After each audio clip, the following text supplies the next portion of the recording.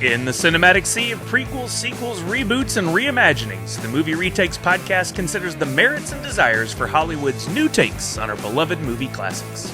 Brothers Matt and Chris Sully examine the latest retake franchises, pitch their own original retake visions, and share their love for the movies that made them. This is Big Sully. And this is Babality Matt Sully. I don't know if I want the Babality. Maybe that's it. You nailed it. And welcome to another great episode of Movie Retakes.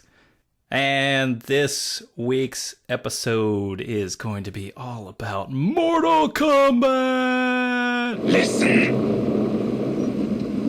What you're about to face is vastly more important than your ego, your enemy, or your quest for revenge.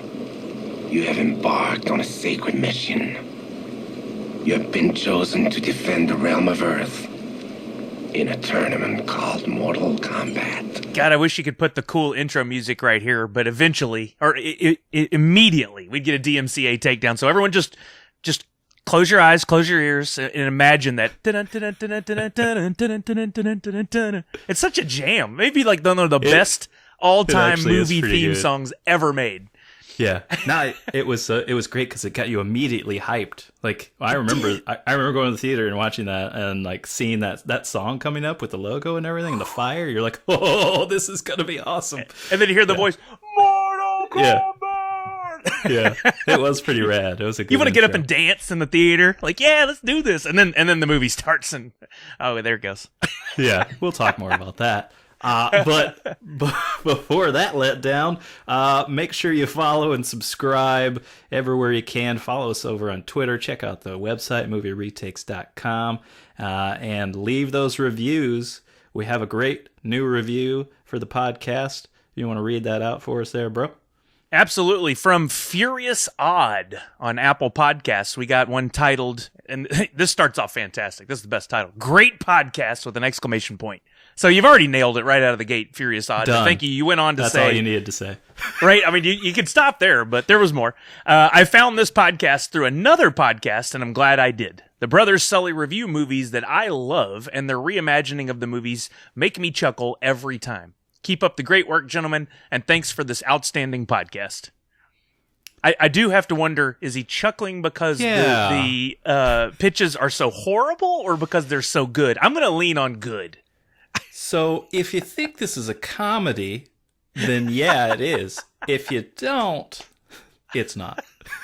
Yeah, exactly. However you make of it what you will it. As long as you're listening. Yeah, it's a choose-your-own podcast adventure. Well, either way, thank you for the 5 stars, and thank you for that review. Everybody who hasn't given us a review, you know you're listening. You love the show. Just go give us that 5 stars. Title it Great Podcast. That's a great way to start it. This is we're off to a good start. We're Mortal Kombat is a pretty huge thing for us. It was a big deal when it came out, and I'm looking forward to talking about it on this episode. Same. Throughout the episode, stay tuned. We've got some big questions that we're going to answer for you. A little teaser, a little preview what's coming up. First question, what video game adaptation director was petitioned to retire from directing? Oof. The next one, who sort of got the Mortal Kombat franchise rebooted? I'm really interested to hear that one because I don't know. And then, what actor united the Mortal Kombat team in real life as well as on screen?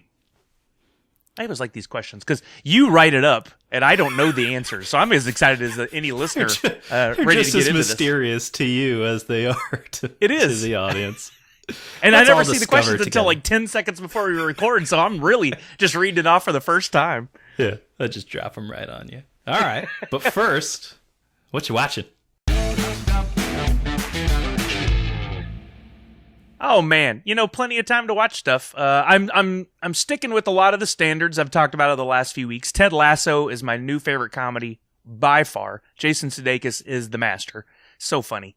Lovecraft Country every week gets weirder, more out there. I want to know more. It kind of reminds me of Lost in that way. I'm loving it. I don't know which ends up, and I'm loving every second of it. I went back and started a rewatch of Dollhouse with Eliza Dushku, Joss Whedon's show after Buffy the Vampire Slayer, Angel, and Firefly. Loving it. If you guys have not watched Dollhouse, go back and watch it. Eliza Dushku, totally underrated as an actress, and that show was underrated. It didn't get the chance it deserved. It's such a great show. And then I watched a few weeks ago, maybe a month ago, I watched the Friday Night Lights movie on a whim. Hadn't watched it in years, and now I've started the Friday Night Lights series, which is really good. It's on Stars, which luckily I have. So we're slowly working our way through that, and I'm really, really impressed with the show. I can't believe I missed it the first time around. It kind of takes me home. Texas high school football. Lots of they actually do a lot of stuff from the games, showing the gameplay, which I'm surprised on a week-to-week series they were able to pull that off. Just a great show. Podcasts, I'm sticking with Mark Maron and then Chris Hardwick with ID10T. Some great guests over the last couple of weeks. I just love those because it's another great opportunity at some new content, but also to hear how these celebrities and comedians and other people are dealing with staying at home during COVID helps me a little bit.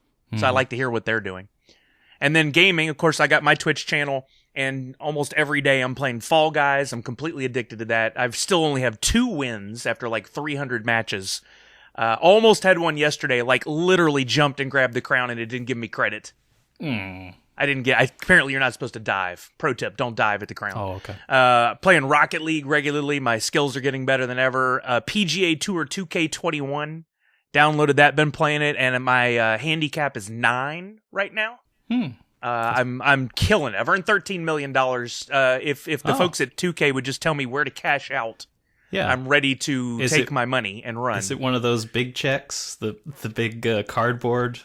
I'll take it. I'll toss it right in the back of the car and drive right over to the bank, Happy Gilmore style. Happy. He's got the whole back seat filled with them. That's hilarious. And because of this week's podcast, I think I'm going to download Mortal Kombat 1 and 2 somehow. I'm going to find out a way to put them on one of my consoles, and I'm going to get back to playing because it has been a long time since I played some Mortal Kombat 2, and I watched some game footage preparing for this, and man, it's been a minute. I'm ready. I got to get back into it. Yeah, they I don't know when the Mortal Kombat, it's 11 came out or whatever, but I was reading, got kind of a rabbit hole situation, ended up reading about that a little bit, and apparently it's like one of the best tutorials available for those types of games, because it takes you through not just kind of the button mashing stuff of how to get combos, but like the subtle nuances of how to read someone's attack and know what to counter with, and how things are different when you're closer to them versus farther away. And that's pretty interesting to me. I'd like to. Of course, then there's what was it? I got that hockey game, NHL 2020, I think. And you were here for that, weren't you? Like the tutorial, you have to get together and have a week set aside to learn all the details and stuff. It's like a summer camp of hockey. I felt like I should get out and be able to actually play hockey after a tutorial that length. It was ridiculous. It was way too much for just an average gamer. I just wanted to fire up a hockey game and get into some fights like Blades of Steel. Why'd it have to be so freaking complicated, Blades of Steel. Now that was a hockey game. Right? Yeah. You throw the gloves down, mash those buttons, just fight it out, no consequences. Those were the days, man. Yeah, I don't think I ever scored a goal at all. I was just fighting all the time. I don't remember that part at all, no. Yeah. So I was watching, I think, we talked about that. So if you haven't caught one of our live streams, you need to do that. We're going to try and do those, every other Wednesday now, I think? Yes. So catch us on those. We're going to be a bit more consistent about those, and talk about some of the things that maybe we don't get to discuss here, and have a few different subjects, but also talk about some of the movies that are finally coming out that we've been talking about on the podcast for so long. So I got to see Bill and Ted Face the Music. Both of us did, and really enjoyed it. I watched Conan the Barbarian, which I don't know that a lot of people, especially younger people, have seen this movie, and you kind of think it's going to be a throwaway movie. It's really good. It's entertaining, and Arnold is amazing in this role. I'm not going to spoil the whole thing, but there's a part where he gets drunk and punches a camel, and I think that's really all you need to know. Go watch the trailer. It's just a GIF on loop of him punching a camel. Yeah. So go watch it. He punches a camel. Watch Jaws, which I'm in love with that movie. I've seen it dozens of times, and despite not being a horror fan, it's got to be one of my top 10 of all movies. It's just so well done. I love watching that movie every time. We finished season 2 of Cobra Kai. Still loving it. Anxious to get to season 3. I want my shoe. Give me my shoe. She better How about be that coming cliffhanger on. at the end of season 2, huh? Yeah. But if Elizabeth Shue comes on, this is probably going to be one of the top shows of all time. I have a bit of a shoe fetish. The Boys. I'm watching The Boys. That needs to be a website. I want a t-shirt. If you graphic folks or fans out there, can you make me a t-shirt that says shoe fetish on it with, Elizabeth Shue's face? So good. Oh, man. She's so good. Watching The Boys, I watched, really enjoying that. It's one of those shows where I was on the fence, for every episode. I'm like, what is this show? And finally settling on it's a dark comedy. And sometimes it's too grotesque just to be grotesque, but it works well. I don't know. I like it. So I'm going to keep watching that. I think it's really good. And I like the concept of basically, if you really think about it, how, not to be too serious, but how power corrupts people so consistently that really if superheroes did exist, there's no way they'd be good people. To have that much power, there's no way you would be a good person. I just don't see it happening. So I think that actually has some truth in it for the show. I watched just last night. I like a zombie show or movie. I'll pretty much take any of them, and so I watched hashtag alive. I guess I'm just supposed to say alive, but whatever. If you're searching for it, it's the hashtag live. Not great, there's some zombie stuff in there, but man, the acting was just pretty bad in that one. The Hunt for Red October, took her own advice and did the homework and loved it again. Let's see, and we just watched I'm Thinking of Ending Things last night, the Kaufman movie. This guy's a weirdo, and anybody who's a fan of Kaufman knows what they're getting with a Kaufman movie, and I like his stuff. But it's an artsy film. I don't know who I'd recommend it to, honestly. It's good for a one watch, but expect to be thinking. See, it's not a sit back and just let it happen, and nothing's gonna explode in this one.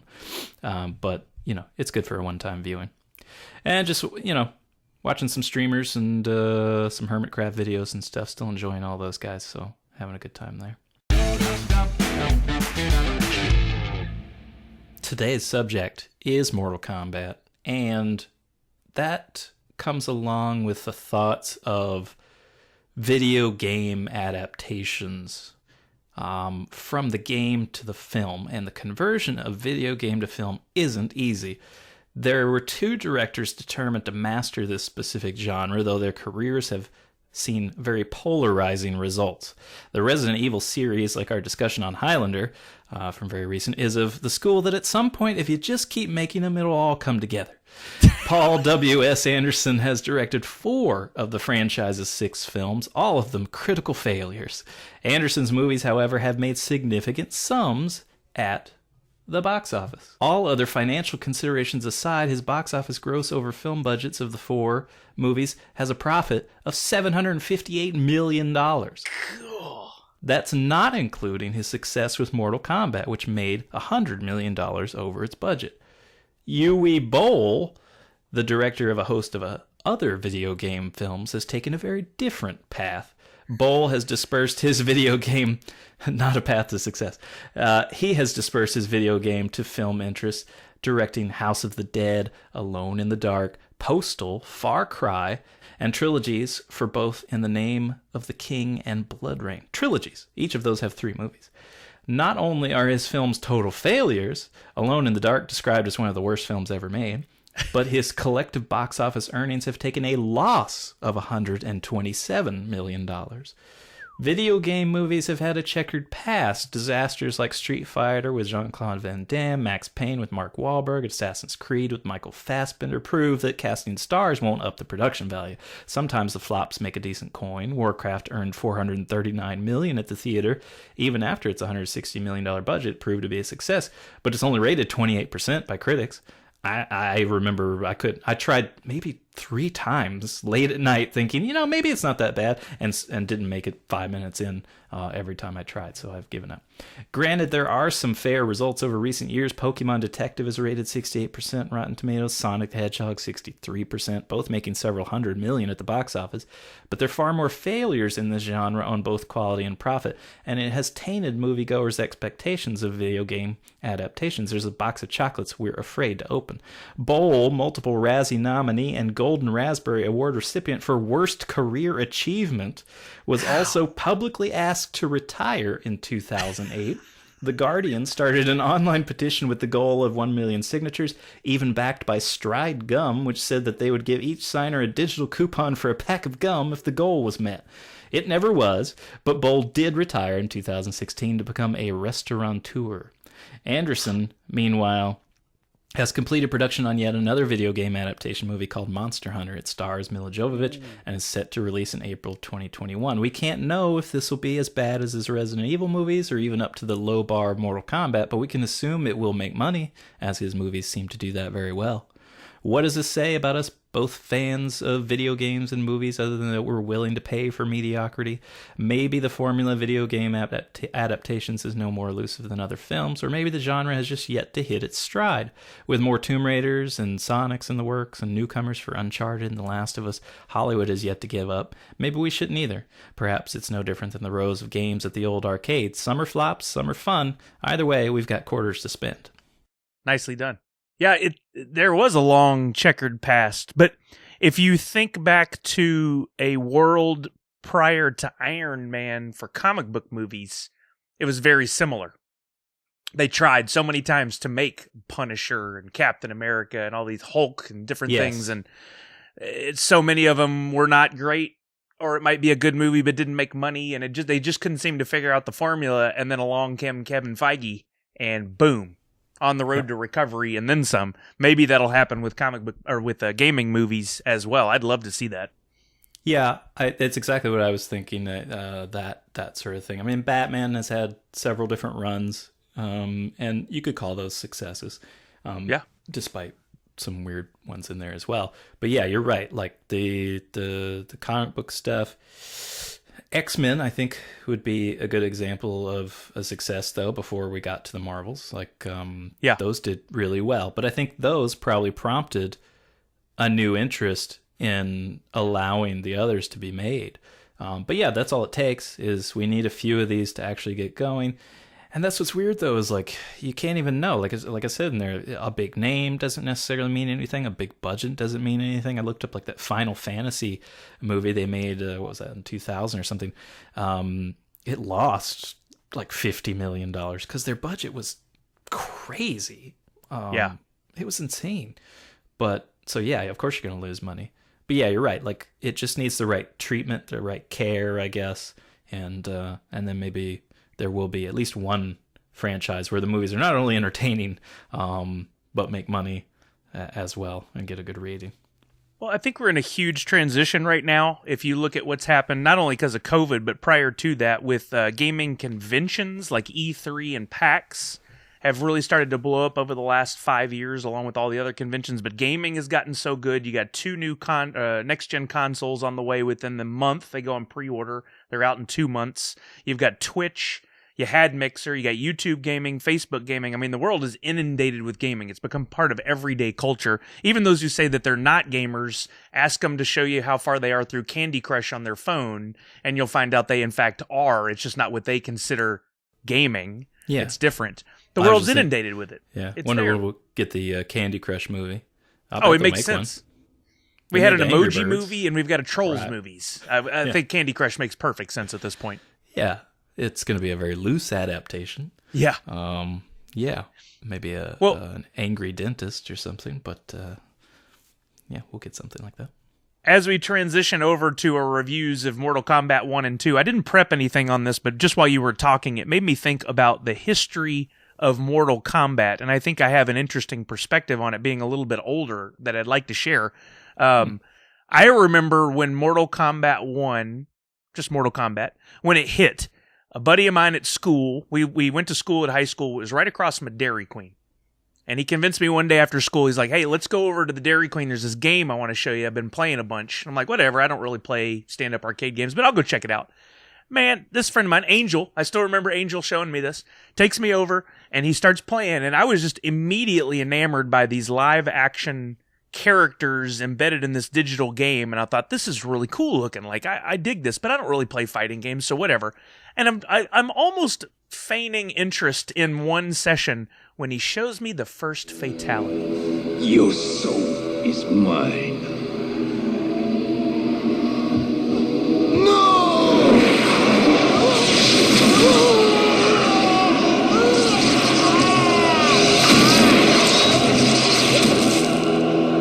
Fatality. Scorpion pulling back his head and flaming someone.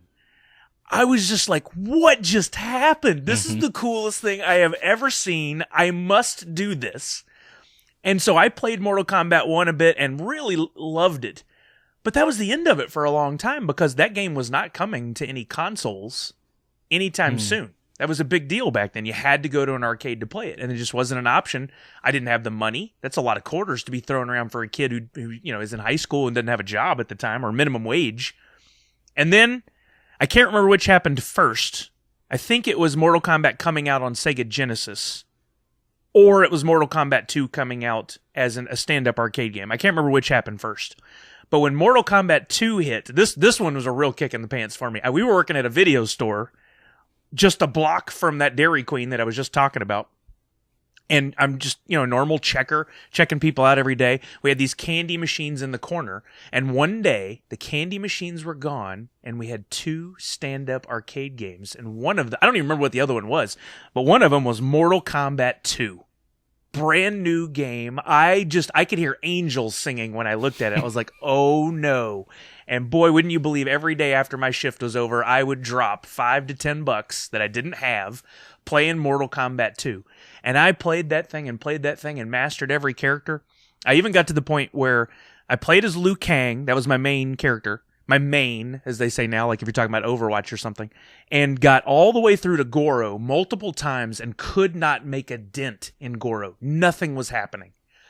I stuck with it, though, and eventually I beat Goro. And no lie, this is a true story. I beat Goro, the machine tripped out, went 8-bit pixels, shut down, and rebooted. I didn't know what happened. I was telling some people about it the next day. Here, I'll show you. I did it again. Same thing happened. And then like a week later, a guy comes in to repair the machine. It wasn't broken. I'm working that day, and he goes over to the machine, and he opens it up, and he takes out a board, and he's putting in another one. I couldn't help myself. I walked over. I was like, what are you doing, man? He goes, oh, well, we're fixing the machine. I was like, what do you mean fixing it? He's like, well, it's unbeatable. I was like, oh, no, I beat it. He's like, no, you didn't. I was like, yeah, I did. I beat it multiple times. And he hadn't taken the old board out yet, and he's like, show me. So I did. And he's like, holy crap, dude, no one has beaten this that we know of. Now, this is pre-internet days. There's probably 1 million people that beat it just like me. Sure, yeah. But at the time, I thought I was like world supreme leader at Mortal Kombat 2. Of course, I told that story to everybody. And he fixed it by replacing the board or whatever he had to. And sure enough, then you could beat it as any character. But until then, that was my crowning achievement in video games. And I was in love with that game, and I couldn't stop playing it. The entire time it was in there for my next several years, I would come in on my days off and put my quarter on the screen and just wallop people at it. And that's a lengthy tale, but still tells you my passion for this game series, which has now gone on to MK11 that we have currently after, that was 1993. To 2020, so all those years later, 27 years later. And when we got Mortal Kombat on Sega Genesis, I remember playing that in college. One time, short story, we played it against my dorm suite mates, the guys that shared a bathroom with. Went over there, was playing it, and at one point, Pong came up on the screen. We're like, why is Pong on the script? We played it. I didn't know for like a year or two later, when I was doing some research on the internet, that if you beat someone 100 times in a row, you got Pong. Oh, wow. I had sat and won 100 matches in a row to bring up Pong. That's insane. Yeah, so I mean, I had skills at one point in Mortal Kombat, and I'd love to play it again, like I was just talking about. But I have a long history with the game series. I've played most of the Mortal Kombats over the years, but after 1 and 2, they just weren't the same to me. That was the OG. I hear MK11 is good, like you talking about it, and I'd like to pick it up. I had not played it yet. But what a great game franchise. And to turn it into movies at the time made perfect sense. The first one came out in 95. That we're about to talk to now when I finish rambling. But I'm not just a fan of the movies. I have a passion for all things Mortal Kombat. So just putting that out there. No, I remember when the game came out, and it was revolutionary in a way. I hadn't seen anything like that before. And your story, obviously, you're hiding the true ending of that, where the repairman was Raiden in disguise, and he was secretly recruiting masterful fighters to go compete in the actual tournament. But we all know what really happened. And like Last Starfighter, Earthrealm, yeah. And but we had a lot of fun with that game, and I remember playing it on Sega. And I think you had to. There was well, I don't remember if we have it in the notes or anything, but like that was one of the games that forced the rating system to start coming on the games, because it was so bloody. And I think you had to go, and on the Genesis you had to go and turn on blood, because you could go and kill somebody, but you wouldn't see any blood. But it would then you'd have to go turn it on as a feature or whatever. And I don't know, but that's kind of a thing that happens as we're looking through the different kinds of Mortal Kombats that came out, these sequels and stuff, and because some of them are cartoons or animated, and the treatment of that, the violence and stuff, is so polar opposite in some of these, where you wonder, is that the huge part of the appeal, or do we like the characters and the fantasy of all, or do we just need to see blood and guts early on, and we weren't getting enough of it?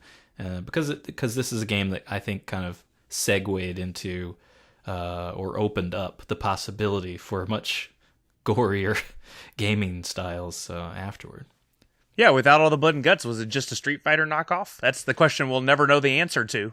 Yeah. And I highly recommend, if you haven't, there's a documentary series on Netflix called High Score. I think it's 5 or 6 episodes that goes through the history of gaming. And they spend a good chunk of one of the episodes talking about Mortal Kombat, showing you how it was created, why it was done with live action, what they talked about with the rating system and the blood, and how it made the news. I mean, it's a huge chunk of gaming history, as I just talked about it, and they confirmed.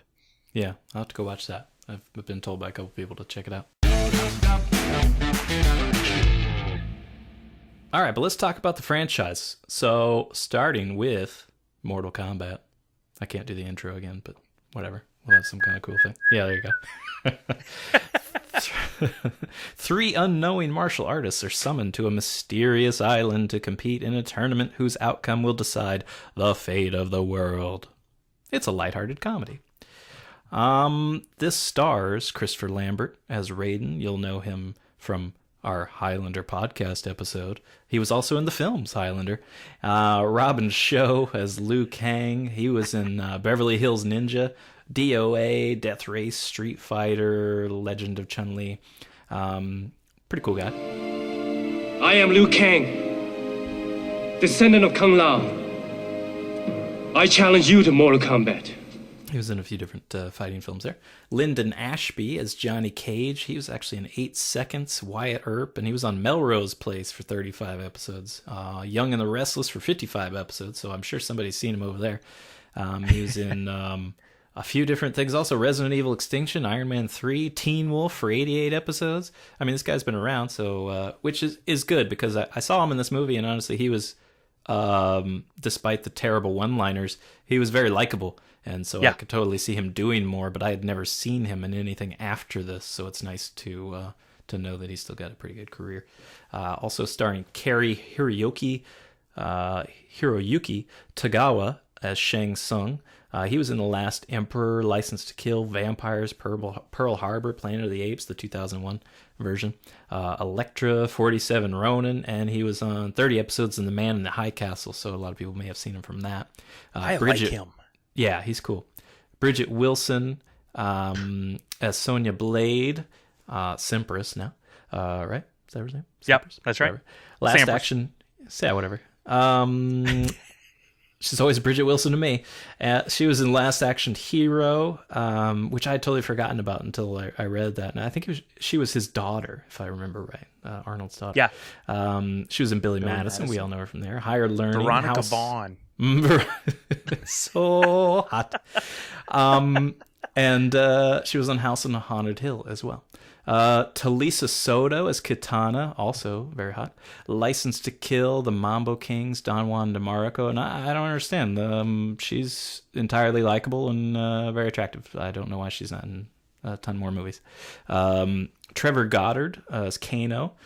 He was actually in Pirates of the Caribbean and on the JAG television series for 42 episodes, so a big part there. Now, we talked about him a little bit earlier. This is directed by Paul W.S. Anderson. I don't know what that stands for. He also directed Event Horizon, which I really like. Resident Evil, like I mentioned, he's got the several of those. The Afterlife, Retribution, and Final Chapter as well. He also did Alien vs. Predator and Pompeii. So, he's an action dude. Whether you like any of those, I don't know, but there's action in them. Writers on this is Kevin Droney, mostly done television, including 3 episodes of the Highlander series. And he wrote Wing Commander, another failure of a video game adaptation. This came out in 1995. The big winners of the box office that year were Jumanji, Waterworld, Seven, Batman Forever, Pocahontas, Goldeneye, Apollo 13, Toy Story, and Die Hard with a Vengeance. And what a collection there! Like that is all over the place. But I remember seeing all those. Yep, same. And it did extremely well at the box office. To Anderson's surprise and many other people, $122 million on a budget of $20 million. So good for you. Good job, everybody. 47% on Rotten Tomatoes, which honestly is pretty high for most of the video game adaptations. This, I think, is been stated as probably the first successful video game adaptation, because before this we had gotten Street Fighter and Super Mario Brothers, which are bafflingly terrible. And I saw both of those in the movies. Then we go to Mortal Kombat Annihilation, the sequel. Yep. A group of martial art warriors only have 6 days to save the Earth from a blah, blah, blah. Nobody cares. Robin Show's also in this. He's pretty much, besides Talisa Soto, the only person who returns for a disaster. He returns as Liu Kang. Talisa Soto returns as Katana. Then we get James Remar as Raiden rather than Lambert. You'll know him maybe as Peter Gamby on Black Lightning, Harry Morgan on Dexter, or Richard Wright on Sex and the City. Lots of other television as well. Sandra Hess, not Sandra Bullock, as Sonya Blade. I'm sure she almost played her. She was on a different television shows, and I thought this was hilarious. Her first role was Encino Man as Cave Nug. No, what? So she was his girlfriend that they defrost at the end, which I think is funny. Great. Lynn Williams as Jax, also did some television. Brian Thompson as Shao Kahn. He's that random bad guy that you've seen before. He was on the X-Files as Alien Bounty Hunter, which is a great name. He was also in Dragonheart and the lead bad guy in Cobra with Sylvester Stallone a long time ago. Oh, yeah. Reiner Scone is in here as Chinook. Musetta Vander as Sindel. Chris Conrad as Johnny Cage. Directed by John Leonetti. This was his first movie. He went on to, surprisingly, still do more movies after this. The Butterfly Effect 2 and Annabelle and The Silence. I actually liked Butterfly Effect too. That's did surprising. Not see that one. Yeah, and I think Annabelle did okay. And The Silence is... it came out around the same time as Bird Box, pretty recently. Bird Box, but I think it's kind of like a Quiet Place where You only get attacked if you make noise. That's a lot of fun. Writers for this. Good times. Good times. Yeah, I love it. Shh, quiet. Story by Lawrence Kasnoff and Joshua Wexler, mostly producers. John Tobias wrote for the video game series screenplay. Brent Friedman did some B-movies, TV shows like Dark Skies, Twilight Zone, and Bryce Zabel, mostly TV as well, including that Dark Skies. So not a lot of great things on the old resume there, fellas. Time period, this is 2 years later in 97 when we were getting Men in Black, The Lost World, and Titanic. So naturally it's going to get lost in the mix a little bit with huge things like that. Still, surprisingly, it made $51 million at the box office. Oh, a lot of people were duped by this one. On a $30 million budget, I think that's more baffling than it making $51 million, is that there was an actual budget for this thing. 2% on Rotten Tomatoes, which I think is generous. Mortal Kombat... You're right. Mortal Kombat: The Journey Begins. I guess they're not acknowledging the other two films. The synopsis here is a prequel to the live-action film. Oh, okay, so that makes sense then. The three chosen warriors listen to Lord Raiden's words of wisdom on how to overcome the most dangerous of adversaries. So it's a fighting film. This one is animated, so it's got voice work from Jeff Bennett, Jim Cummings, Ron Feinberg, and Jennifer Hale. And their resumes have some pretty good stuff, so they do some good voices, a variety of things. Director here is Joseph Francis. He didn't do anything else. This was it. This is all he's ever done. Writers, we got Kevin Droney again. This came out in 95, 3 months before the live-action movie. So it actually is a prequel, as in it was made first. So I guess that's not a prequel. It's just the first movie. So it came out straight to video, and apparently it was part of like... you could get it on the DVD or something when you bought the first. It was part of the marketing plan for the film. Must have been. I don't know. Yeah, that would make sense. Yeah. Then we've got Mortal Kombat Legends: Scorpion's Revenge. And I'm probably not going to get... There's too much stuff here, so I'm not going to get too much into all this. Also straight to video, and it came out in April of 2020. So this was not long ago, folks. And better rating, 89% on Rotten Tomatoes. People enjoyed this. And I watched it as well. I channeled my inner Corey Thompson, and I tried to watch as much of this stuff as I could. And so I actually ended up watching that. I watched what I'm about to talk about, The Rebirth, and some of this, the web series and stuff. So to answer that second question... talking about who almost rebooted the series is Kevin Tancharoen. I'm probably saying that wrong. Sorry, Kevin. But he was very much wanting to get this going again. And so he made this sort of test film, essentially, as kind of a promotion to say, look what we can do with this awesome franchise. And threw a little money at it. And this one's about, and it's not very long. I want to say it was like 8 minutes. This has Jackson Briggs recruits the assassin Hanzo Asashi into an undercover mission to enter an illegal tournament and eliminate all its criminal participants. It's a short film by Kevin Tancharoen. You might know him. He did 16 episodes of Agents of S.H.I.E.L.D., so he has some chops for directing stuff there. Was made by the director to sell to Warner Brothers on his vision for a reimagined Mortal Kombat film. The pitch eventually evolved into the web series Mortal Kombat Legacy, which I watched the first season of that as well. They're all around 9 minutes. And there's actually some people in this. Jerry Ryan is Sonya Blade. You'll know her probably mostly as Seven of Nine on the Star Trek Voyager. She was also Veronica Allen on Bosch, Ronnie Cook on Boston Public. But I don't know what I just said there. Boston Public. Whew. Boston Public. I don't know what that is, but I'm going to watch it. Michael J. White as Jax. He was Spawn from the 1997 movie, which is another big disappointment, which I really wanted to like that movie and did not. although John Leguizamo was amazing in it. Black Dynamite on the TV series of the same name for Michael White. Ben Turner on Arrow, which a lot of people may know him as from there. Ian Anthony Dale is in this as Scorpion. Adam, he played Adam Noshimuri on Hawaii Five-0. Jim Cotto on Murder in the First. You might know him from there. Matt Mullins is in this, mostly a stunt guy in his past, and he plays Johnny Cage. And yeah, like I said, that segues into the Mortal Kombat Legacy web series. So a little bit on that. Studios declined Tanchiroan's MK reboot despite the attention and positive fan reception of Mortal Kombat Rebirth. Instead, he got the go-ahead to shoot the web series. So Jerry Ryan continues in this, as well as Michael J. White, Ian Anthony Dale, and Matt Mullins. So they just kept on going, essentially.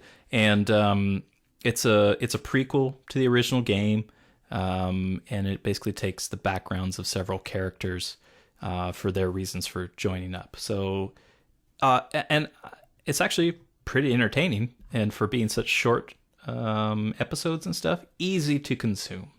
There was a second season of it. I haven't watched that yet. And there was supposed to be a third season, but nobody knows what happened to it. It had reportedly been filmed. It was supposed to be released in 2016, but never was. Several posts from the actors and production crew have been deleted on social media, and Tanchiroan ignores any and all questions from fans. What? So, I don't know. That's interesting. Yeah. There are two other things here. This is very much a Highlander sort of moment. I'm not going to get too much into these. We've got Mortal Kombat Defenders of the Realm in 96, which was an animated show on USA, and Mortal Kombat Conquest, a live-action show on TNT. I remember neither of those. Same. Yeah, but I did watch a lot of this stuff. You watched the first two? I watched the two movies. Yeah, I did not go down the rabbit hole of these series, but I got to tell you, the Mortal Kombat live action with Jerry Ryan definitely has my attention, because for her to commit to do that means there was something there. She's not just taking on any project, I don't think. So I definitely want to watch that. But no, as much as I love the material, I got soured after MK2. I'll be honest, the movie Mortal Kombat Annihilation. I didn't want to watch anything else for a while. Yeah, it's bad. May as well keep talking about that. The second one, I made it like 20 minutes in, maybe, and that was an effort, and then I left. I gave it the dreaded half star because I couldn't finish. But it's just it's not a good sign when most of your cast won't return. But this looks like, if you watch this now, I've seen like fan films from 12-year-olds on YouTube, which have better production value. Yep. And I understand there's decades between when this was made and now, and so obviously all that's evolved. But at the same time, it's just so poorly put together in every single aspect. Like, the acting's bad, the dialogue's bad, the special effects are bad, the choreography is not very good either. Like, it just has no redeemable value at all. And like I said, I couldn't finish it. I would rather watch a Twitch stream of a 5-year-old learning to play Mortal Kombat 1. Yes. Yes. Well, because the action's going to be good, and the special effects. Know what I'm in for. But the first one I did enjoy. The special effects are dated, but the action is good.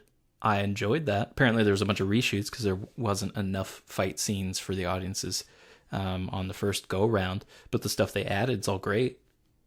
I'm entertained. Are you not entertained? Nice. Yeah, I agree. I liked Mortal Kombat 1, and had you had me sit down and do a podcast review of it back when it came out, I think I would have been quite happy with it. Going back now and watching it, having seen what we've seen in movies and how they've evolved over the last 25 years, it doesn't hold up as well, for sure. The special effects are garbage. But you had some good actors. Unfortunately, Bridget Wilson did not deliver. I did not like her portrayal of Sonya at all in this. She was not good. This little baby brings back memories now, doesn't it? What, you used it to knife your mother in the back? Nah. It put a big smile on your partner, though. Here, to ear.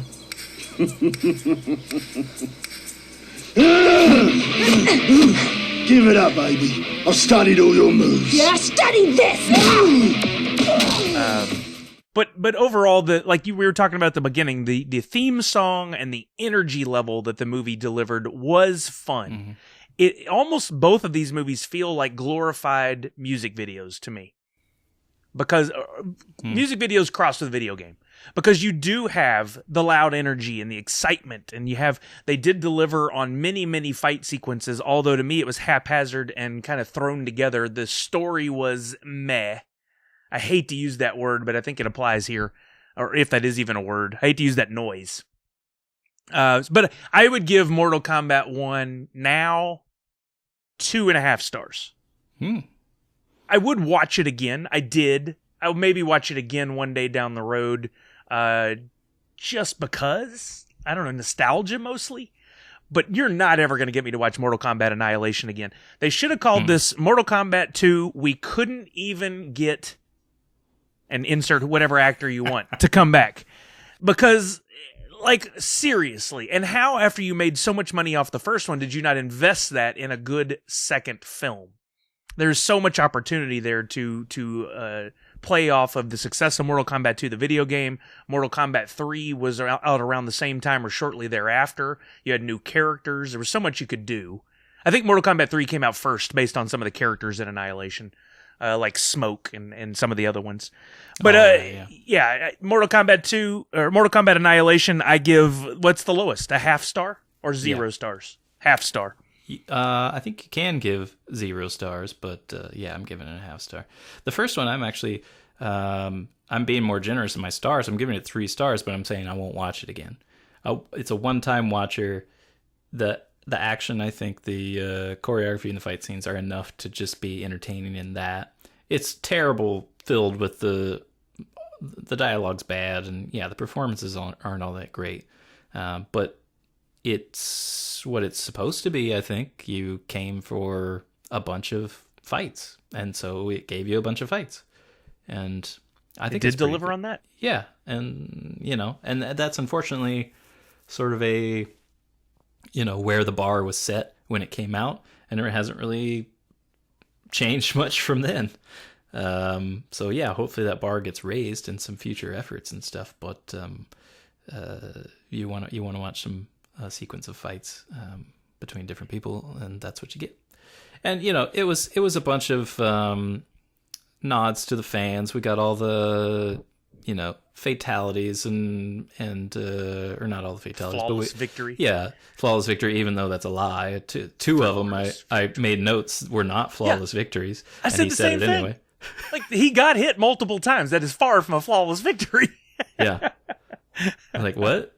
Have we changed the meaning of what a flawless victory is? The sound editor was instructed to insert that somewhere. Yeah. And the music was very, appropriate for the time period. And, some of those songs are still got a crazy good beat. Like they get you into it. So I mean, that's what it's supposed to do. And but I probably won't watch it again. I think I've seen it enough. So I did watch Mortal Kombat Legends, the Scorpion story. I'm giving that 3 stars as well. Oh. Scorpion's story is the best part. Essentially, the rest of the movie is just Mortal Kombat, the movie, just animated. But then they fill in his backstory and his mission while he's there. And that's the best part. I wish they had done a little bit better effort of, what the rest of the film was. But my God, the gore. This is animated, but the amount of blood and just the effort at being disgusting and showing, when they got into the later animations with the games where they would do x-rays where it shows the bones breaking and all that. It's constant.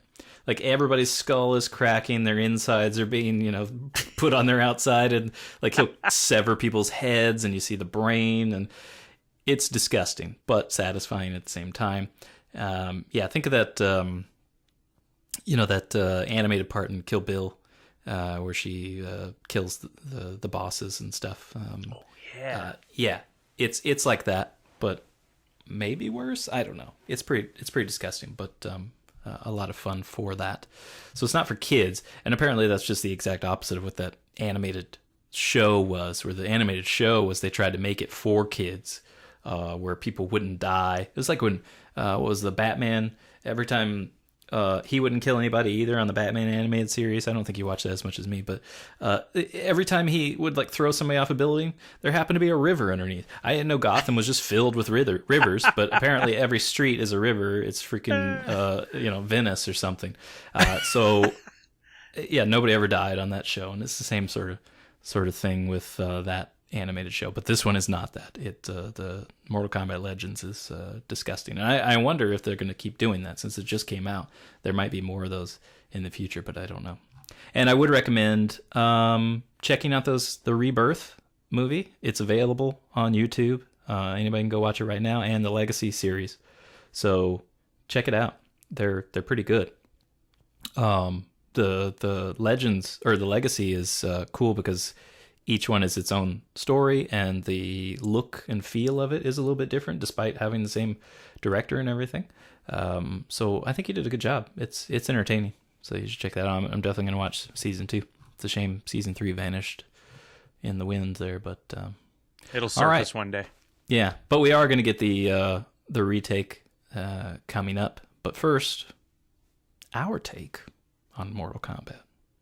Or is there a keyword that we need to talk about? There is a keyword. Should we have a giveaway that'll come into play and use it? Your keyword is, well, hold on. The keyword is animality. Very nice. I was going to make a reference to something you did earlier, and then I realized that was babality, not animality. Yeah. There's also friendship you could work in as you wanted. Oh, that's nice. We're all just friends. Well, I think you went first last time. Okay. I think I deferred, so I'll go first this time. I will say, much like my Dune retake, I think there's some real good bones for the original film. Just some things that need to be corrected. I think it all comes down to casting on this one. And we alluded to that. We did the live last week, and we asked people to give us some ideas. We then went to Twitter. That was a great idea on your part to ask people again to prod them for some casting suggestions. And I did definitely look at those, and I'm going to give a nod to those who gave some suggestions that I used in my retake. I just want to stick with, I want a reboot of the whole thing. I want the first movie redone. It's like I said, it's okay, but let's do it right, like it seems like they're doing with Dune. Title, Mortal Kombat. Let's not make it difficult, all right? Director, Chad Stahelski, because I love everything he directs with action. I think he's got it, and the story with John Wick is amazing. That's what Mortal Kombat needs, is more of the story. When I played the original 1 and 2, they had these great panels if you would win the game, or telling the backstory of characters in between rounds and stuff. There is material there. And then now with the animated shows and things like that, I think we have more of a backstory for these characters, and we can tell a story. It's not just about the fights. And I think we need that. So I went out on a limb here. I tried not to blow a budget. We don't have a $200 budget on this Mortal Kombat. So I picked some big names and some up-and-comers who could keep this thing going for a while should we go into, 11 movies to feature all the games. First up, Liu Kang, the most pivotal role. I'm going to go with Chris Pang, who was in Crazy Rich Asians, Palm Springs, and Charlie's Angels. You probably don't know Chris Pang. But if you see him, you're going to go, okay, wait, I do recognize him. He looks very familiar. Looks like he's got the part. It looks like he has some action, some martial arts under his belt a little bit, based on some photos I saw. So I think he's my guy, Chris Pang. Katana, got to be in it. I'm going with Maggie Q. I like Maggie Q and everything she's in. I think she'd be great in this. Raiden, I do not know why we had to have Christopher Lambert and that other guy playing freaking Raiden in the first 2 movies. Horrible casting choices. I'm going Donnie Yen. I love Donnie Yen. He's great in everything, and I think he has that on-screen maturity to really deliver a real Raiden, our first real Raiden. Johnny Cage, Stephen Amell, who played on Arrow, the lead on Arrow. I love Stephen Amell, and he would bring some amazing stuff to this role. Actually, acting skills. No offense to the guy who played him in Mortal Kombat 1. That guy was pretty good. Not in 2. And that thanks to Anaid Oliveira on Twitter, who suggested Stephen Amell. I would not have thought of that. So good call on that. Sonya Blade, I really struggled with. I had 2 other characters picked. I even went back and rewatched the movie. I did some weird research on this one. I rewatched Surrogates with Bruce Willis based on one of the people I thought might be good for Sonya Blade, and then crossed through that name and moved on. I'm going with Margot Robbie. Oh, okay. I love her and everything. She's going to be our big budget spend on this one. Margot Robbie as Sonya Blade. Sub-Zero and Scorpion, we're going to save some serious money. Not only can you go with someone who does not need to act, because we hardly see them at all, we need somebody who's a good, superior martial artist, and we can use the same person for both roles. We're going to save money here. Oh, yeah. Just 2 different color costumes with slightly different moves. So, unnamed person insert here. Then for Shang Tsung, I love this recommendation from Manny, a.k.a. Night Bodega on Twitter. This is the best. This is the best casting for this movie. Brian T., who was in Tokyo Drift. Shout out to Tokyo Drift, one of my all-time favorite movies, who played the Justin Timberlake of Japan, is going to be Shang Tsung. He's going to be perfect for this.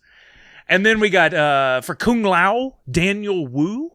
Thanks to Benjamin Sager on Twitter, who suggested that. I looked him up. Daniel Wu would be perfect. For Goro, voiced by Vin Diesel. Yeah. I love this idea. From Groot to Goro, we're getting Vin Diesel. Thanks to Real Ben Feldman for that suggestion. And then for Kano, I got another mid to high level budget spend on this one. Another of my favorite actors who I mentioned last week, I believe, Joe Manganiello. I'm going to bring in as Kano. I like this lineup. I can see it in my head. I think this would be a really good lineup. So now, the synopsis. And a lot of this is going to seem very familiar. It's pulled a lot from the original script with some tweaks. First, we see Johnny Cage on the set of his most recent movie in Los Angeles. He's filming a fight sequence against a group of on-screen baddies. As the scene wraps up, he returns to his trailer and finds an envelope addressed to him that seems to be fan mail. He opens the letter to find an invitation to an underground tournament that just happens to be that evening in L.A. A car has been sent for him, and the driver is waiting outside. Johnny heads towards the limo and gets in. As the car pulls away, we see that the driver, disguised as a middle-aged white man in a suit, is actually Donnie Yen's character. Next up, we visit Sonya Blade, who has just returned from another mission. She's visited by her superior officer and given the orders for her next mission, which just happens to be in Los Angeles. She reluctantly accepts the mission and heads to her SUV. As she walks away, we see the person who handed the orders is not what he seemed, and once again, Donnie Yen's character revealed. Then we find Liu Kang walking down the street of his neighborhood. As he passes an alley, a man walks out and calls him by name. Liu Kang turns to acknowledge the person who called out to him, to find an elderly Japanese man with a long, white, flowing beard. The man speaks in riddles, confusing Liu, but something draws him to the old man. Eventually, the old man hands him an envelope with an invitation similar to the one Johnny Cage received, but the wording is very different. We don't know exactly what the invitation says, but it motivates Liu Kang to head off in a different direction, clearly on a mission.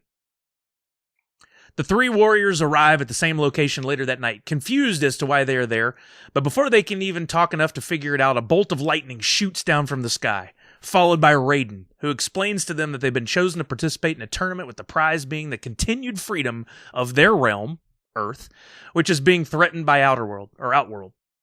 It all seems unreal and entirely impossible, but Raiden goes on to share the story of Mortal Kombat with them while projecting images of the tournament to their minds. The images are more than enough to convince them that this must be true. The group is transported away to Shang Tsung's island, where they are greeted by the warlock Shang Tsung.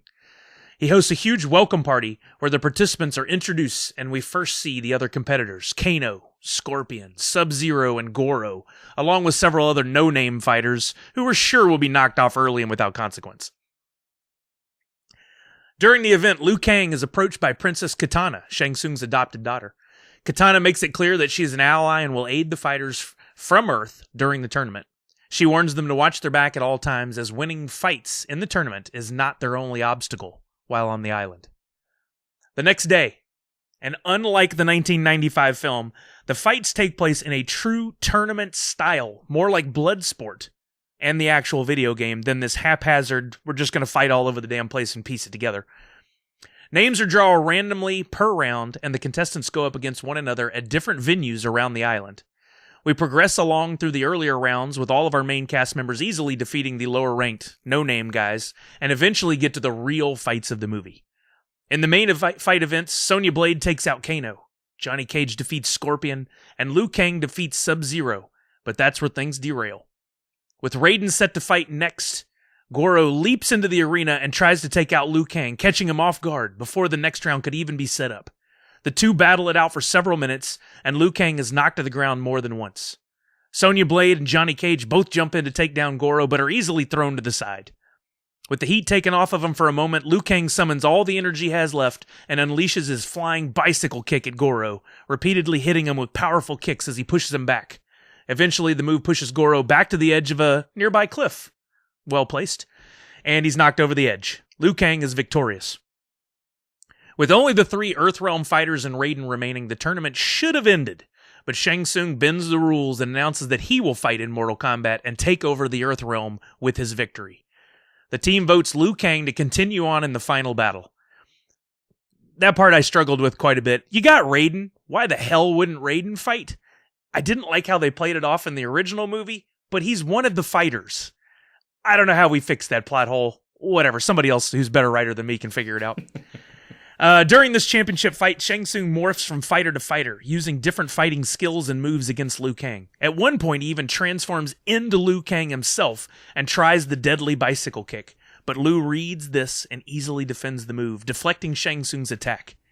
Liu uses the opportunity to attack Shang Tsung with everything he's got and overcomes the Warlock. Shang Tsung is defeated, and as he dies, the souls and power of legions of warriors he has defeated are released. And as I wrote that, I realized how similar Highlander and Mortal Kombat were, and why the hell was Christopher Lambert cast? Must have been that. Raiden returns the fighters back to Earth, and a small celebration is held. The rest of the world would have no idea that this group of fighters had just done what they had done to save them. At least for now. There's got to be a sequel to this. It can't just end all happy, peacefully, knowing that there is a Mortal Kombat in existence somewhere at some time. Yeah. So there is my retake on Mortal Kombat. Yeah, it's good, and I agree. I think, they knew that when they made the first one. They immediately wanted a sequel as well. It ends with what's his name? Shao Kahn or whatever coming in and saying that, he's going to be back or whatever. We've got a lot of overlap in ideas there, and I think maybe some in casting, almost in direction too.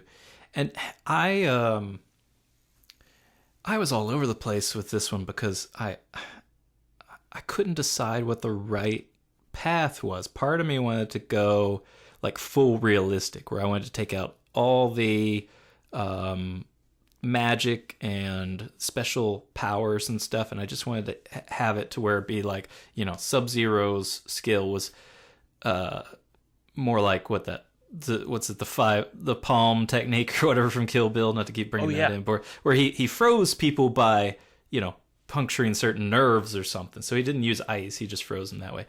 And then I went away from that because I thought, well, that's a disservice to the fans for Mortal Kombat. They want to see all of that sort of stuff. So then I'm back on that. Then I'm thinking that this actually should just follow one character through the story instead of all of the Earth characters, but that doesn't really work too well either. And then after watching the Rebirth and Legacy, where each episode is about different characters, I thought, this does kind of work well as a series, where it'd be really cool if we're watching, and I don't know if, how ambitious you would do, like, characters per season. I don't think you could really do that, but each episode could at least start with certain characters. They only get to a certain point, so we don't actually conclude the tournament until like the end of the season or something, where we see parts of the story until we finally get to that particular match in the tournament, where then it's decided who's the winner.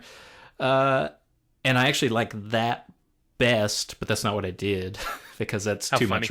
It's too much writing. I wanted to just do a movie so that I could just get it all out there. Ultimately, I think that might be the best fit for this, is to do a series. But then you've got to figure out who's going to pick that up? How much gore can you put in it, and all that sort of stuff, and special effects and cost. But anyway, You know, it's interesting. You had a thought and didn't go with it. I did the same thing. My thought was, and I've never seen this pulled off successfully. Clue was the closest that came to it. But in the original video games, when you played, if you won with the different characters, each had a story for how they won and what the follow-up would be. And it would be really interesting if you could do this as almost a choose-your-own-adventure, where you choose the winner, and based on the winner, you get a different movie. I don't know how in the hell you would possibly do that, but if there's ever a time in film where we can, this would be a perfect example, or a perfect material to deal with. you could totally do that. Like Clue did it successfully by just showing randomly the endings. They had like 3 or 4 different endings, and they were just, you didn't know what you were going to get. They've done that with on Netflix. They've got literal choose your own adventures with some different things that came out. Yeah, Black Mirror did that for an episode. Yeah, so I mean, you could. Why not? But ultimately, I went with a movie. It's a reboot. Same title as yours, Mortal Kombat. We know what we're going to get. Also, a thank you for those on Twitter for the help and from the live stream. Ben Feldman, Benjamin Sager, Mania, Nade, Oliveira. Thank you very much. I didn't use all your suggestions, but I did use some. And I had to, because this casting's huge, and to be able to put this together is going to take quite some time, so I needed all that help.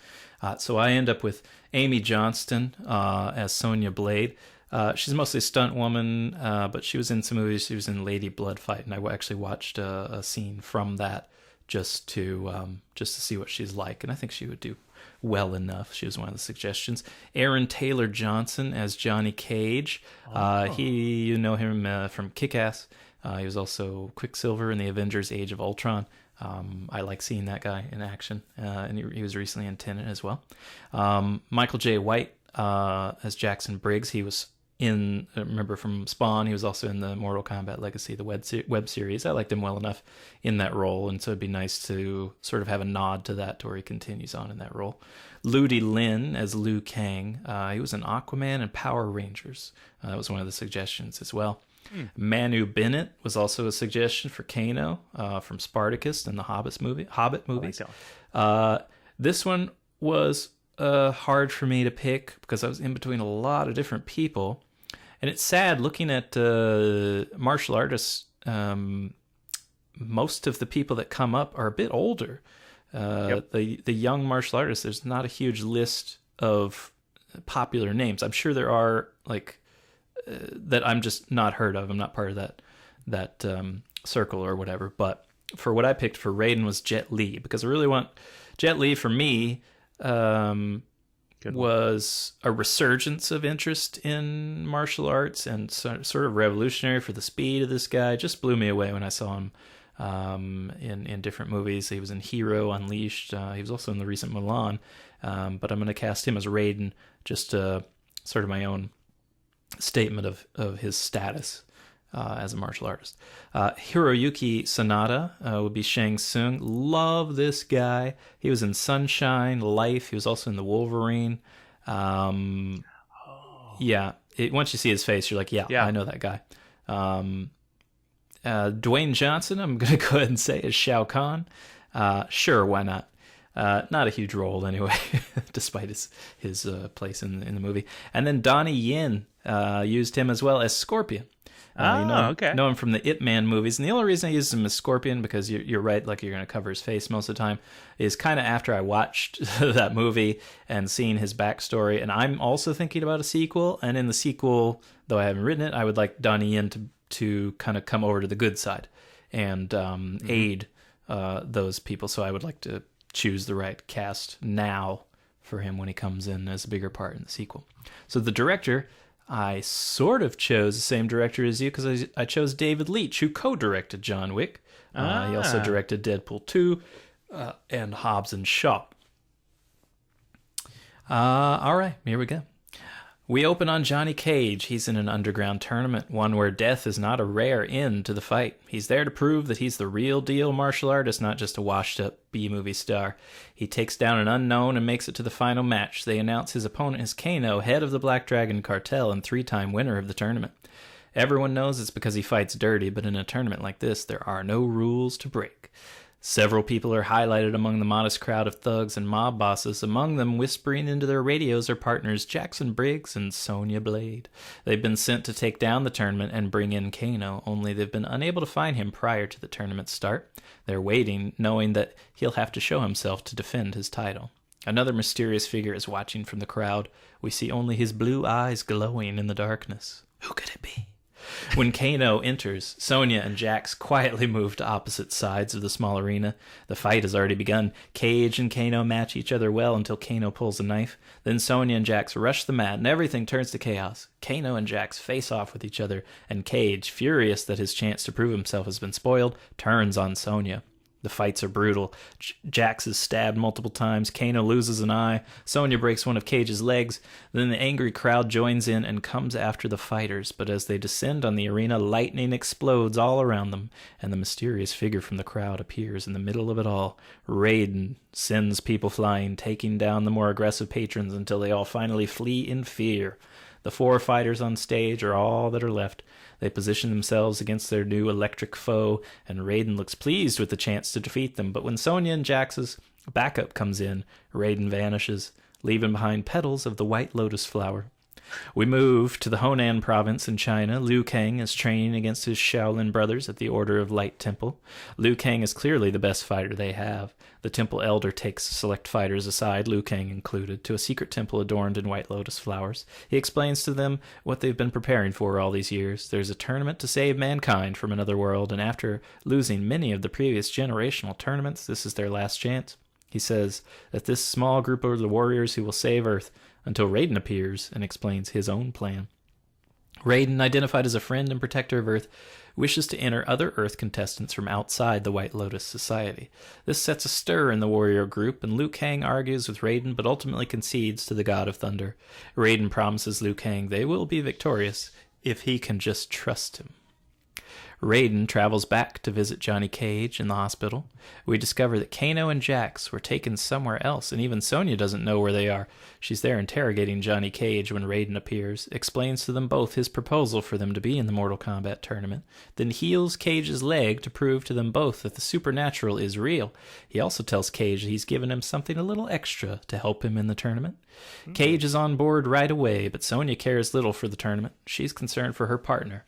Raiden explains that Jax and everyone on Earth will suffer if she doesn't participate. She leaves without giving an answer, and Raiden leaves without giving any more details. Raiden travels to Outworld, a horrific and hellish land, to visit Shao Kahn, Outworld's reigning emperor. Raiden says he has selected his warriors. Shao Kahn says the same, and we meet Shang Tsung, Kahn's right-hand man and powerful sorcerer. We discover more about the tournament and that Shang Tsung will be sending their fighters to Earth for each match.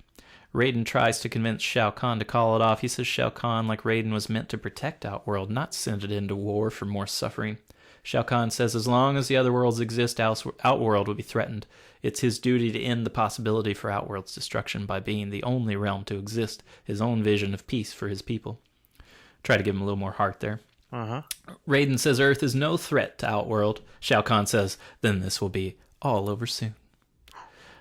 Raiden asks when the tournament is set to begin. Shang Tsung says it already has, then vanishes. We cut to Liu Kang in the secret White Lotus Temple. He's praying, asking to be given the power of his ancestor Kung Lao, the first Earth Realm victor of the Mortal Kombat tournament 500 years before. The great Kung Lao appears before Liu Kang, telling him of the misery he now suffers. After being defeated by Goro, his soul is now a slave to the sorcerer Shang Tsung. Liu notices the world around him degrading and crumbling, a representation of what it would be if conquered by Outworld. He questions if Kung Lao is actually who he says, and we watch Lao transform into Shang Tsung.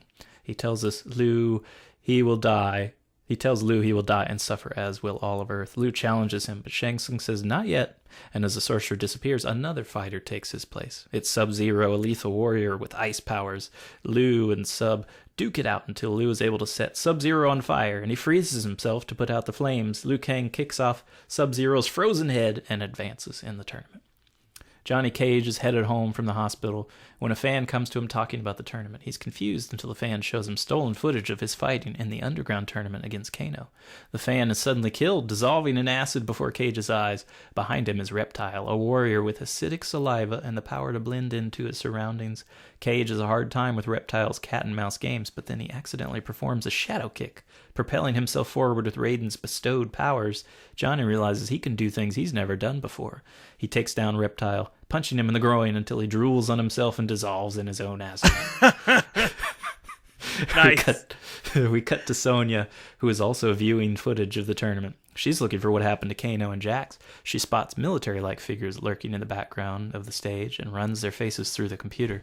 The world around her changes as it did for Liu and Johnny, and the computer catches fire. Scorpion is there with the power of fire and teleportation. Sonya is being badly beaten and uses a fire extinguisher as both a weapon and a means to keep herself from catching fire, but when Scorpion teleports to evade her, she fires on him with her gun. Finally, pulling a second weapon, she shoots in opposite directions at the same time, and Scorpion is shot, falling from the window of the building. Nice. Teleport that. That's probably what she says. Raiden gathers Earth's combatants, and some of them are none too happy about how insanely difficult the Outworlders are to defeat. To boost their confidence, he sends lightning into each of them, enhancing their natural abilities into the supernatural. They will need it, he says, as they need to defeat Goro and the sorcerer Shang Tsung. He says each will play their part to save Earth, but only one of them can win. Sonya is the first to fight Goro, a four-armed giant and tournament champion for the last 500 years after he defeated Kung Lao. This part of the tournament uses Outworld locations to enhance the danger. With her new strength, Sonya inflicts some heavy blows on Goro, but she is defeated and killed. Liu Kang steps in and matches Goro with furious and unrelenting kicks, but when Goro turns the tables, Liu has to gather his strength. Praying for help from Kung Lao, he summons Dragon Fire, hurling blasts at Goro until the beast is stunned. Liu Kang bicycle kicks Goro off the edge of the platform into a pit of spikes. Liu immediately turns to Shang Tsung, shouting for him to fight, but Shang Tsung says there's a special fight scheduled for such an important tournament. The world around them shifts again, and Liu Kang and Johnny Cage are in Shang Tsung's throne room. He's seated on a chair in the middle, the men bound in the middle by an invisible barrier. Raiden appears, and Liu asks him to challenge the match, but Raiden says it's necessary. He told them only one of them could win. Johnny and Liu fight, each attempting not to harm the other, but Shang Tsung is speaking to them in their minds. He tells Johnny that if he loses, it will confirm that he's a fraud. He whispers to Shang Tsung that as a monk he must show mercy to his earthly brother. As each battle the other, they are also battling Shang Tsung's mind games. Johnny finally relents, saying he can't be the greatest on Earth if there's no Earth left. He knows Liu is the one who should fight for Earth, and Johnny gets knocked out by Liu. Raiden transports Johnny from the area, and the final battle is set to begin. Liu and Shang are in the Hall of Statues, where every fighter in the tournament is honored with their own statue. When the fight begins, Shang and Liu progress from simple combat to exchanges of fireballs. When Shang tires, he sends captured souls into the stone statues of the tournament's Outworld warriors, and Sub-Zero, Scorpion, Reptile, and Goro return to his side. Raiden sends bolts of lightning to his warrior statues, and Sonya and Johnny come to life. Raiden stands with them, and the fight continues, all the warriors jumping from opponent to opponent and helping one another. Finally, Liu stuns Shang Tsung, then transforms into a dragon and bites off the sorcerer's head. The statue fighters crumble, and the tournament is won. Johnny returns to the movies. Liu is training the next warriors at the temple. Raiden sits with Shao Kahn, asking him if he will stop his tyranny, but the Emperor says he can't. Combat is the only way to bring real peace. The tournaments must continue. Ooh, nicely done. I like you went to good lengths to explain the nuances of the characters and give them reasons for being there. I really like the opening scene at the fight when they're all brought together for the first time. Now, this is great, man. I really enjoyed this. You blew mine out of the water on this one. I rewrote this like a few times. I can tell you put a lot of thought into it for sure. Well, one of the things I wanted to do was, I don't like that Earth people, I know they have different histories and stuff, and there's explanations for it, but I don't like that they have special powers. So I basically made Raiden the one that gave them the powers. Yeah. And I think that helps a lot. And then, yeah, I didn't want, it also seemed, I don't know, it's almost seemingly haphazard, but I mean, you sort of realize that Raiden came to visit all, like he knew all of them would be at the one tournament at the beginning. rather than trying to like contact them separately and stuff. And then I wanted to do where they didn't go to an island. They're just more like sort of a Nightmare on Elm Street treatment, where all of a sudden they're in their daily thing and then they realize they're in the dream world or whatever, and that's what happens with their fights. So things around them just sort of change rather than going off and, you know, it's all set up like a tournament. Even though I really like the Bloodsport idea too. And you know, one of the things I realized in watching these movies is that Bloodsport is, as lame as it is a favorite of mine. I really enjoy it for all the fighting, because there's so many different fighting styles in that movie. When there's a different match, it's treated completely different. And that's what I think is missing from Mortal Kombat. Yeah, they have special powers, and one uses ice and one uses fire or whatever, but the fighting styles is always somebody spins and kicks and punches and stuff. I never really feel like it's a totally different treatment, and that's what I would like to see. And the irony of that being the star of Bloodsport, Jean-Claude Van Damme, we're going to get to in a minute. I'm sure it is in the interesting details. Yeah. Could have had a tie to these films. Yeah. Yeah. No, I really like what you did there. Yeah, that is a movie I would absolutely watch. And I like I like that you gave a bit of humanity to, was it Shao Kahn? Mm-hmm. That was the only way to protect his planet. I mean, that was his realm. Very, very much Thanos. Yep. Yeah, I like that. I like that. He's a game changer. It is. If you can ever see through the eyes of the villain and maybe even side with them a little bit, it changes the entire storytelling arc for a film. Yeah, who knows? We could have played with that. Maybe we find out that Earth is actually the invading realm or something, or Raiden's the bad guy. I mean, that'd be a lot of fun. Yeah. And then you're conflicted if you want to win the tournament or not. Oh, maybe that's part of the sequel right there. Maybe that's still in play. Could be. Well, here's what we do know about the upcoming retake. It, like ours, is masterfully titled Mortal Kombat. The synopsis is pretty unknown, only that's based on the video game. But we know what it is. It's the description of every other thing. They're preparing for a tournament, and they're going to fight. So that's why there's no synopsis. Now, we do know a lot more of who's in it. Jessica McNamee, or Namie, I don't know, is playing Sonya Blade. She was in The Meg and Packed to the Rafters, a television show, which was on for a little while. I've seen her face, but I don't know too much. Now they agree with me. Hiroyuki Sanada is going to play Scorpion, just as I have cast him. And obviously I did that before I read that. Sure, obviously. They've copied me. Tadanobu Asano is Raiden. He was in Midway and Thor Ragnarok. Mikad Brooks is playing Jax. He was in Supergirl and True Blood. Alyssa Cadwell is Natara. I guess I didn't pull anything from what she's from. Or no, she's the... I don't know. Anyway, I don't have her stuff. Ludi Lin is playing Liu Kang, was in Aquaman and Power Rangers. Josh Lawson is playing Kano, was in Bombshell and House of Lies.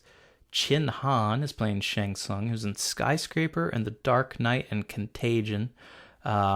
He's you've seen him before, and he makes it easy to hate him. He's not a likable guy like that in The Dark Knight. You get it. But he was good in Contagion. No, he's a good guy in Contagion, I think. Anyway, I like him. Joe Taslim is Sub-Zero. He was in The Raid Redemption and Star Trek Beyond. Sissy Stringer is Melina. Sorry, this is a huge cast. You all know this is a huge cast. The only thing she's in is an upcoming remake of Children of the Corn, so that might be one of our episodes. Max Huang was Kung Lao, mostly a stunt guy. There's Alyssa Caldwell. I just had her name moved down. She's Natara. She's also mostly stunts as well. Matilda Kimber, unknown character, just cast. This is her first movie. Louis Tan, unknown character, was in Deadpool 2, some television like Into the Badlands and Wu Assassins. So there's a blend here of people that are obviously just hired as fighters, stunt people, and some star power, but I don't. That might be a stretch. It is. Nobody here would be a big ticket, big budget expense, from what I can tell. There may be a few people that will garner a few extra bucks, but I think you can keep the budget on this one relatively low with what they've chosen. Yeah, I agree. So already the worry begins for this one. The worry continues with the director, Simon McQuoid. I've never seen that last name before. So he's a first in that regard as well. He's a Highlander. According to SimonMcCoy.com, he's done a lot of commercials. You can go check out his stuff there. According to his own website. Yeah. IMDb shows a video short called The Nighttime Economy. This is his first feature-length movie. So I am already foreseeing that they're going to lean heavily on James Wan being attached as a producer. And I imagine that's probably the only name that you're going to see smeared all over this thing. Mm-hmm. James Wan's Mortal Kombat. Writers here are Greg Russo. This is his first screenplay, so the fear continues. He's also doing an upcoming Resident Evil reboot. Sure, why not? Yep. David Callahan wrote for Doom. Now, follow me here. Also listed as a writer on the Expendables 1 through 4, though a 2013 lawsuit, despite Callahan winning, also uncovered emails showing his script is nothing like Stallone's. This is all info off Wikipedia, and yeah, there's another Expendables coming up. Wrote Wonder Woman 1984, and though for some reason he's not credited for writing Mortal Kombat on IMDb, I found that connection through Wikipedia as well, so honestly, I don't even know if he's involved or not, or if he's just claiming to be involved, and this is another lawsuit waiting to happen. Story by Oren Uziel and Greg Russo. Uziel wrote Mortal Kombat Rebirth, 22 Jump Street, The Cloverfield Paradox, and the upcoming Supergirl movie. This is set to come out January 15th, 2021. And I'm just going to go ahead and tell you I'm probably not going to see it. It's just... I need to see a trailer. Risky. Maybe. Yeah. You know what's going to happen with this one? The budget can't have been that big. We're still going to be in the realm of COVID come January. We're still going to be dealing with it. Theaters may be open, but this one might survive by doing a direct-to-digital. Yeah, this one will do direct-to-digital claiming that it's because of COVID, but actually they'll just think that they'll make money off of that rather than going to the theaters. Hey, and I'm far more likely to drop $6.99 on watching this at home just because than I am going and spending $12 to $15 for a movie ticket. So they may be on to something there. Yeah, you know what? This may come down to pricing.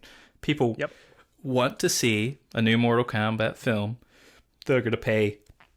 whatever, $5.99 or something for it, and you'll get far more people paying that price for a mediocre movie than actually going out for all the... You know what they should do here? Sorry, I didn't mean to cut you off. I just had this thought. It's fine. No one's done this before, but in video games for a long time, the most successful one I can think of is there was a movie, or there was a game called... Crap. I thought it was going to come to me when I just started the sentence. What's it about? It's an open world like Grand Theft Auto, but you're a cop who basically becomes a superhero. I've played through both of them, all the way from start to finish. It'll come to me in a minute. But anyway, the game by itself looked interesting, but sold a ton of copies because they agreed to give you early beta access to Halo 3 if you bought that game. You got the code. Now, could the marketing for a film company, could they do buy this movie on digital or rent it on opening weekend for a code to unlock a character in Mortal Kombat 11 or the upcoming Mortal Kombat Inevitable 12 that we are going to see? I could see that being a thing. Yeah, and you're right. Maybe all this comes down to marketing. If it gets it right, does the right tie-ins, right price point, this could still be a success. But if this were a traditional film coming out and everything in the world was as it was, very little hope that this would be any good. All right. Those are our thoughts on Mortal Kombat. Let us know what you think on Twitter and wherever else you want to yell at us. Also, thinking of, we'll probably talk about this maybe a little bit on the next live stream on YouTube, so make sure you go over there and follow us there. But before we go, we do have some trivia. Oh, yeah, I love this part. Because, I did not read ahead, so to me it's as fresh and new. Here we go. You want to kick it off? Yeah. Ed Boon, co-creator of the original video game Mortal Kombat in 1992, starred as the voice of Scorpion. That had to be fun. Yeah. Despite the character being based on the actor, Jean-Claude Van Damme turned down the role of Johnny Cage to do Street Fighter. Good choice. And just imagine, because if they talk about it in that high score thing, they were not only going to have Jean-Claude Van Damme they asked him to do the movie, they asked him to be the basis for the character in the video game. Mm-hmm. And he turned that down. Chris Casamassa was hired to work as a stunt ninja. At the audition, the producers were so impressed that he got the part of Scorpion. Awesome. Yeah, that's pretty cool. I'm going to put stunt ninja on my resume. The film's soundtrack went platinum in less than 2 weeks.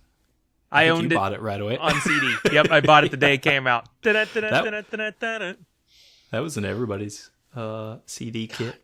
Just get in the car to roll to work around the corner, and you'd hear Mortal Kombat from the car. Like, what is this fool listening to? Just getting hyped up. Yep. Bridget Wilson Sampras performed all her own stunts, refusing to use a double, including the fight scenes. She dislocated her shoulder during one scene, but they were able to fix it on set without any recurrence. Who did she think she was? I don't know. At around 6 minutes, Steven Spielberg, an avid fan of the Mortal Kombat series, was set to make a cameo appearance as the director in Johnny Cage's first scene. However, scheduling conflicts forced him to back out. Nonetheless, the director character in the scene does resemble Spielberg, which is most likely a reference to this. Yeah, I was thinking that. Yeah, I was looking for something like that. Yeah. How is Steven Spielberg a fan of Mortal Kombat? That is mind-boggling. Originally, the character of Kano was Japanese-American. However, Ed Boon and John Tobias were so impressed with how Trevor Goddard portrayed him that they retconned Kano's history in future games to make him Australian, which they thought was Goddard's nationality. They later learned that although Goddard gave Kano an Australian accent, Goddard himself was actually born in England, but had claimed to be of Australian descent. That's great. If he had just claimed to be Japanese-American, it would have saved him some time. I'm Japanese-American with this accent. Bridget Wilson Sampras had read and auditioned for the part of Sonya Blade several times, but due to the long casting process, she chose to do Billy Madison instead. Christina Applegate was also considered for the role, but Cameron Diaz was cast after the producers saw dailies of her from The Mask. Yeah, I would have. She was wonderful in The Mask. However, Diaz broke her wrist during training just before filming. Fortunately, filming on Billy Madison had just wrapped, making Wilson available again. Wow. I honestly would have been happier with anyone on that list other than her. Applegate or Diaz would have been great. That would have totally changed the movie. Would have been a big departure. Mm-hmm. On-set injuries were surprisingly minimal despite the amount of action involved, consisting mostly of painful bruises and some broken ribs.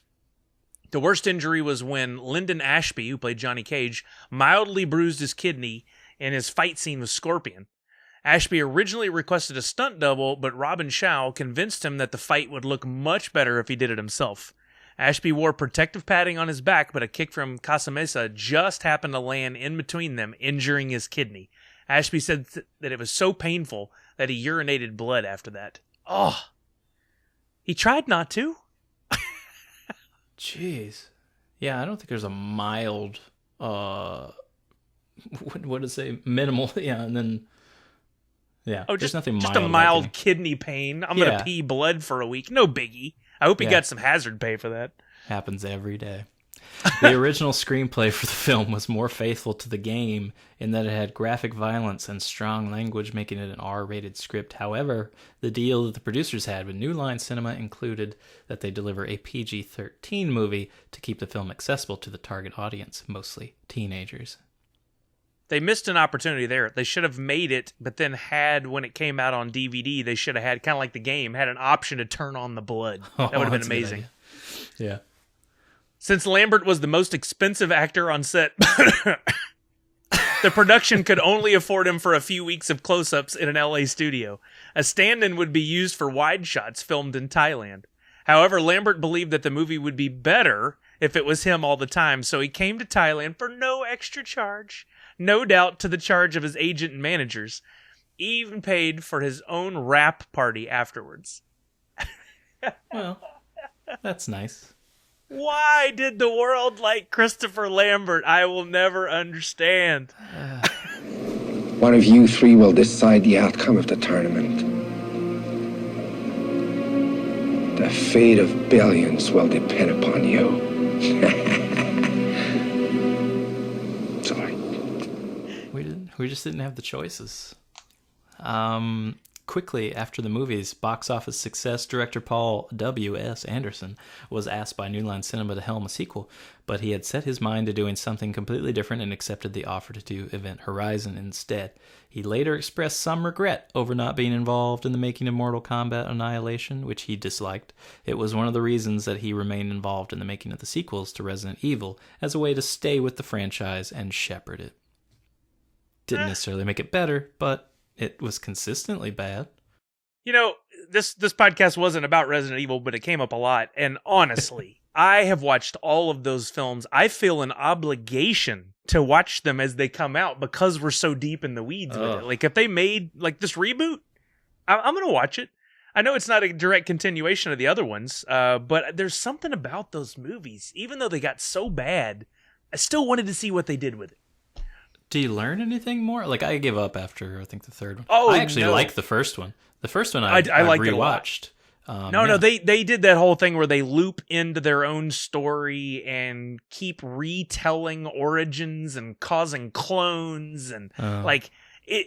Short of a time travel fix, it's all the tropes of sequels, you know. Well, that's the next one, I'm sure. Yes, time travel. That's exactly what it'll be. Yeah. All right. Well, hopefully you traveled in time all the way to the end of this episode, and we thank you for staying with us. Like I said at the beginning, make sure to follow, subscribe to us everywhere. Do go and subscribe to us on YouTube as well, because we are going to do more of these live streams, and you want to get notified of that. It's going to start happening, I think, every other Wednesday. So we should have one coming up this next Wednesday as well. And we want to see you there because like we did here, there's a lot of interaction with suggestions from you guys, the listeners, that can help us cast these movies and give us pitch ideas and ultimately give us ideas of what movie we're going to cover next. So thank you for coming along, and we'll see you the next time. Nerds Unite.